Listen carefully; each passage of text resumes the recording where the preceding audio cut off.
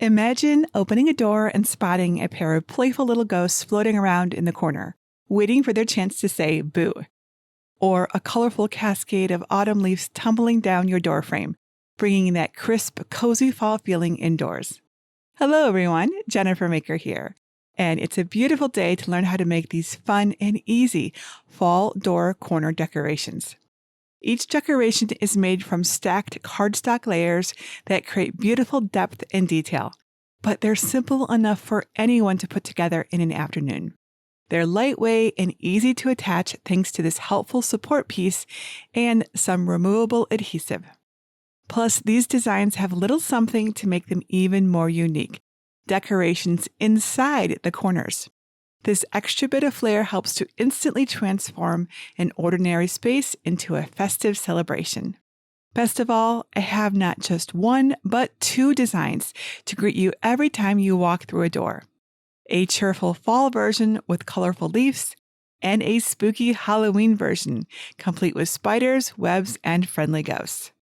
You can grab the designs over on the blog at jennifermaker.com/768. And if you'd like to learn how to make your own custom decoration, stay tuned for more information.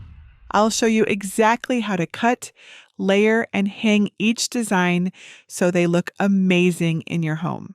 All you need is a way to cut your materials, like the Cricut Maker 4 I'm using today, along with some high-quality cardstock and adhesives. Before getting started, let's make sure your door is suitable for these corner decorations. Since both designs have lettering that only looks correct one way, the finished topper will need to rest on the right side of your door. Also check that the door swings away from the topper. If it swings toward the topper, the cardstock could bend or tear. Both designs extend about 5 inches from the horizontal beam's bottom edge, where it will sit on top, so measure the area above your door frame to make sure there is enough space. The designs also extend about 3 inches to the right of the vertical beam's inner edge, so measure the area to the right of your door frame. The designs can be resized slightly to fit different doorways, which I'll show you how to do later.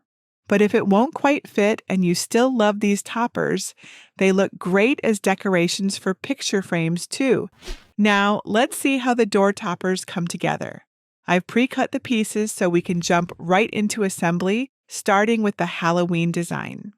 If you need help cutting your files in Cricut Design Space, I'll show you how to do that later in this video. First, stack your decoration's main layers face up, starting from the bottom and working your way to the top. Set aside the 2 ghost and 2 spider pieces for now. Flip the top and middle layers over beside the bottom layer, like turning book pages. Working quickly but carefully, apply craft glue to the back of the middle layer. Add lines of glue inside the larger areas, like the letters and the L-shaped corner, and thinner lines of glue along the webbing. Add small dots of glue to the smallest and thinnest areas, like thin ends and the Halloween scene across the top to keep it from seeping. The precision tip on my favorite glue by Barely Art really helps keep this neat. Once all areas have a bit of glue, flip the middle layer glued side down on the bottom layer. Use the L-shaped corner piece as a guide to line up the layer's edges. And check that all of the edges are aligned and flush before the glue dries. Press and smooth the layers together over the entire design to adhere them, paying special attention to the thin areas. If glue seeps out from any edges, quickly wipe it away with a paper towel or your finger. Once the bottom layers are dry, add glue to the back of the top layer. Take extra care around the thin side details. Then flip it over onto the top of the middle layer. Make sure everything lines up, then press and smooth the top layer to adhere it to the middle layer. With the top layer on, you can really see all the details coming together. Some thin sections like the branch tips might not stick together perfectly right away, so carefully check the layers. If you find an area that isn't well adhered, use your glue's precision tip to apply a small dot between the layers and press them into place. Once the glue has dried, Lay the assembled layers face up and grab the ghost and spider pieces. Center the ghost pretty side up in their placeholder spots on the top layer to make sure they're oriented correctly. One at a time, add small dots of glue on each ghost's back, avoiding the eye and mouth cutouts. Center the ghost glue side down on its placeholder, leaving an even border of black around the piece. Press and smooth to adhere the decoration, then wipe away any excess glue. Then you'll have a cute little pair of ghosts to haunt your scene. Next, let's add our spiders. Want to make the spiders look like they're about to jump off the web? Use your fingers to gently curl each leg slightly above the spider's body, then flatten out its feet. Now it looks a little more lifelike. Place the small spider in one of the web's medium-sized sections. Make sure all 8 of its feet touch the web so we can secure the spider to the top layer and keep it from scurrying away. Then place the large spider in one of the web's large sections, again making sure all 8 feet touch the web. Flip over one of the spiders and add dots of glue to the back of each foot. Then flip the spider face up and lightly press it into place, making sure each foot adheres to the cardstock. Attach the other spider the same way, taking time to check each foot. The main pieces of your design are assembled, but the flat layers won't stand up on their own. So now we need to make our decoration display ready. I experimented with a few different ways of attaching the decoration to find the best way to do it. Here's what I tried. First, I used foam adhesive to attach the decoration directly to the door frame. It held up well, but I decided I wanted the L bracket to rest flush with the frame. So then I tried stacking enough pieces of foam adhesive to attach the decoration directly to the wall while elevating the web enough to sit over the frame's corner. This works, but if your door frame is thick, it takes a lot of foam squares. Plus, the adhesive can potentially damage your wall. I didn't want to risk damaging the paint above my door, so I came up with a happy medium, adding this back support piece. To attach it, flip your assembled project face down. Peel a foam adhesive square from the carrier sheet and press it sticky side down in the corner of the L-shaped section. Then press a foam adhesive square onto both ends of the L-shaped section. Peel the backing from each square. Then peel off a new square and add it sticky side down directly on top of each piece. Continue stacking foam squares this way until you have 4 squares in each spot. This will create enough space for the decoration to sit securely on the frame once the back support piece is connected. Peel the backing from the top layer of the foam squares.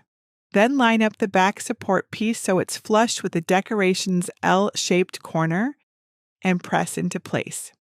And now the boo design is ready to decorate your door. Can you believe this started as flat cardstock? Let's set it aside and make the fall version. It's just as fun, but with a totally different vibe. Start with all your layers face up and set aside the support piece for now. Stack the layers in order. If your colors match the ones I used, the dark brown layer goes on the bottom. The light brown layer goes over the bottom layer, the green layer, the red layer, the yellow layer, the orange layer, and finally the black layer on top. Flip over the entire stack, then flip the bottom layer face up like opening a book. Then one by one, glue the layers back to front, lining up the edges carefully, just like before. Don't forget to check for excess glue or thin parts that don't adhere well. Once all of the layers are secure, flip it over and attach your foam squares and back support piece. And here are both of my finished fall door corner decorations. Love these door decorations but have a great idea for your own? I can show you exactly how to bring that idea to life inside my Advance with Jennifer Maker program. In my special workshop just for this project, I'll walk you through each of the steps to customize your door decoration with beautiful fall elements. By the end of the tutorial, you'll know how to combine design elements to build a detailed top layer, as well as how to create layers to make every element a different color. Find out more at jennifermaker.com/advance. Now let me show you exactly how to cut the design files to make your own. Head over to my free resource library at jennifermaker.com/768 to grab the free designs. Click Get a Password if you need one, or enter the library. Then search for design number 768 and click on the project file to download everything you need to get started. Inside the SVG folder, you'll find Boo and Fall versions of my fall door corner decoration designs. There's also a DXF folder with cut files and a PDF folder if you want to cut the designs by hand. Not sure how to upload SVG files? Just go to jennifermaker.com/svgs and I'll walk you through it step by step. Here's how the Boo design looks on my Design Space canvas. It has 3 main layers with L-shaped corners, a back support piece, 2 ghosts, and 2 spiders. And here's how the Fall design looks on my canvas. It has 7 layers and a back support piece. If you need to resize your design to fit your door frame, make sure it's under 11.5 inches tall or wide. That way, it can be cut from 12 by 12 inch cardstock using a Cricut Maker machine, a Cricut Explore machine, or the Cricut Venture machine. If you have larger materials and a mat to fit them, you can play with the sizing a bit. You can also resize the designs to cut on 8.5 by 11 inch cardstock using a Cricut Joy Extra, but the designs are too intricate to cut on a Cricut Joy. To adjust the size of your design, keep the lock icon closed to maintain the proportions, and use the corner resize handles to shrink or expand it. Remember to keep your project size within the limits of your materials. Shrinking it too much can make you lose important details, but making it too big could go beyond what your machine or materials can handle. If you'd like to adjust the colors of any pieces to match your cardstock, ungroup the design to work with its elements separately. Select the layer you want to change in the Layers panel and use the color box at the top to choose a new option. When you're ready to cut, make sure the correct machine is selected in the top right. Then click Make. On the Prepare screen, make sure the correct material size is selected for your mats. I'm using 12 by 12 inches for all my mats. Select Mat 1 so it loads first on the next screen and click Continue. On the Make screen, set the base material for your first mat. My mat has my ghosts, which I'll cut from white glitter cardstock. To cut your pieces from glitter cardstock, use the glitter cardstock setting with More Pressure. Place your glitter cardstock pretty side up on a green standard grip machine mat, and use a brayer to make sure it's fully adhered. Check that your premium fine point blade is clean and in the correct clamp. Press the flashing load button to load the prepared mat into your Cricut. Press the flashing middle button to begin cutting. Before unloading the mat, use your weeding tool to peel back a corner of the material to make sure the cut went all the way through. If it didn't, smooth the material back down into place and press the middle button again for another pass. Once the material is cut all the way through, unload the mat, flip it over onto your work surface, and roll it back to release the material. If you have any issues with your cuts, check out my Intricate Cuts tutorial. Use the spatula to help lift delicate parts and your weeding tool to poke out small bits of cardstock that may have been left behind. Use a scraper tool to remove the small bits left on your mat after you remove the cut pieces. Since glitter can stick to the blade and cause trouble on your future cuts, I recommend cleaning it after each sheet of glitter cardstock.